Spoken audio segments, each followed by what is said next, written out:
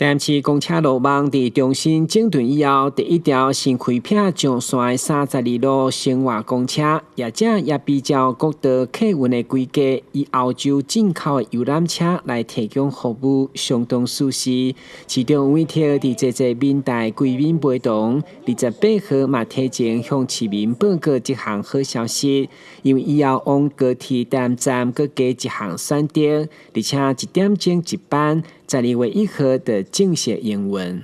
串联安平跟这个南区的交通各大景点，我觉得其实可以作为观光公车，也是生活公车，更是高铁公车。我觉得其实这个部分也谢谢巨业交通，也感谢议会的支持，能够让我们大台南民众的生活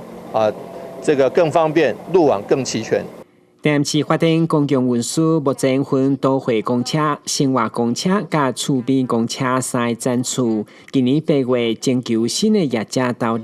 伫客行电力上，市长嘛颁发营运执照，其他业者加强安全甲服务品质。同时，新开辟路线500万的经费，嘛提案争取交通部公路局的支持，希望因应每一个所在无同的需求，参照伫离峰时段采用9人的小型巴士，嘛是全国的创举。透过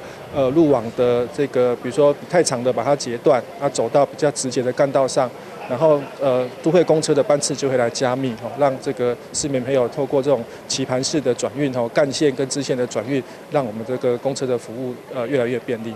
政府甲民间合作，并友善的公共运输服务，要互市民甲外地游客都安心利便。台南新闻管制采访报道。